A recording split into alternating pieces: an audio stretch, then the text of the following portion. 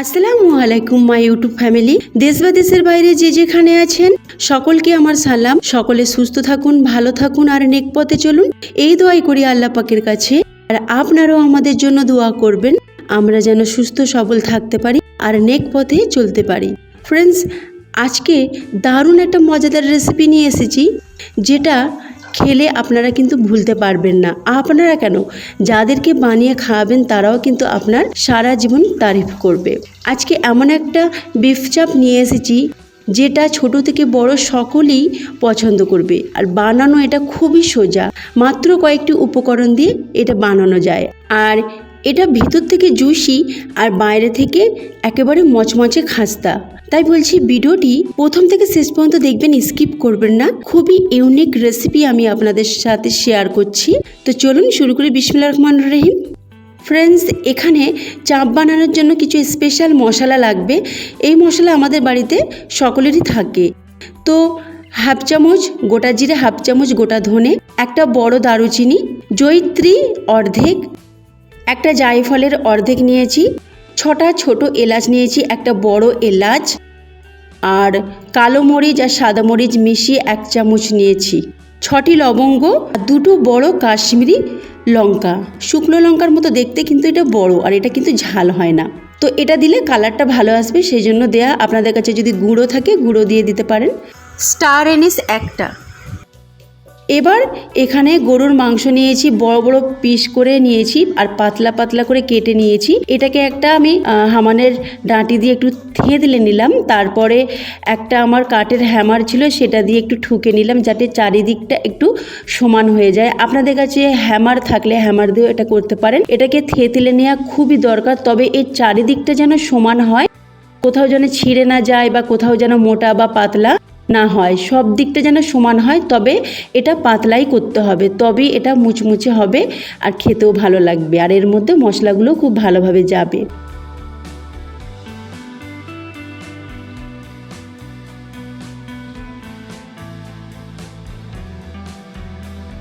তো এবার আমি মশলা নিলাম, স্বাদ মতো লবণ।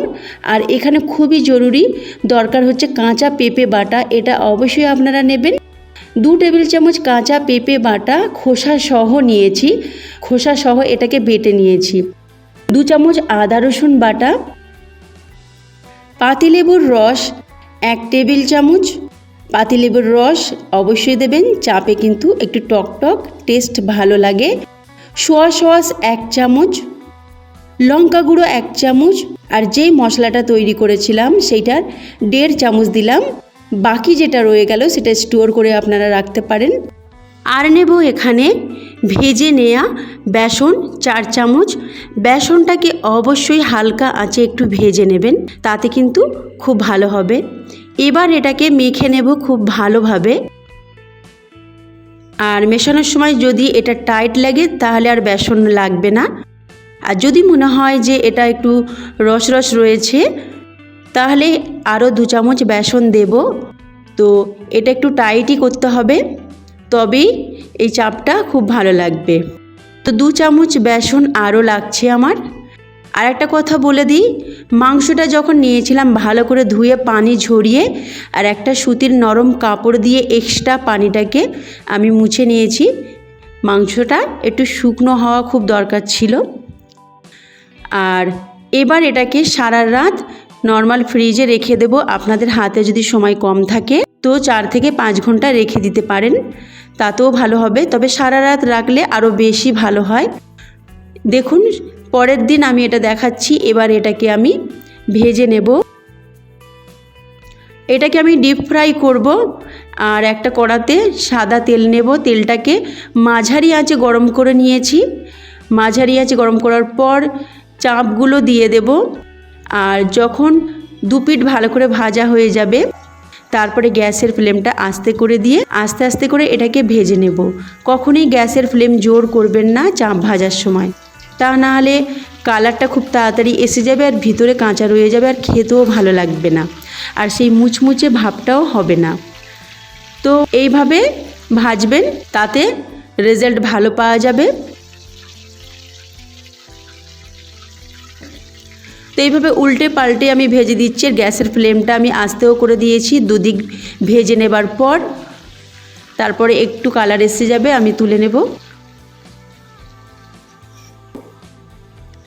এবার তুলে নেব। একটা প্লেটে টিস্যু পেপার রেখেছি, তার উপরে চাপ ভাজাগুলো তুলে রেখে দেব যাতে এক্সট্রা তেল চলে যায়।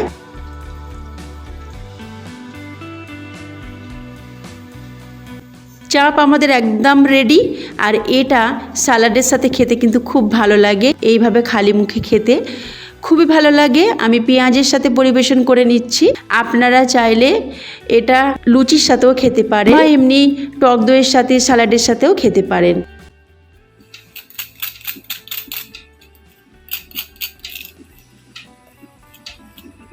তো ফ্রেন্ডস, আওয়াজটা শুনেই বুঝতে পারছেন কতটা মচমচে খাস্তা হয়েছে।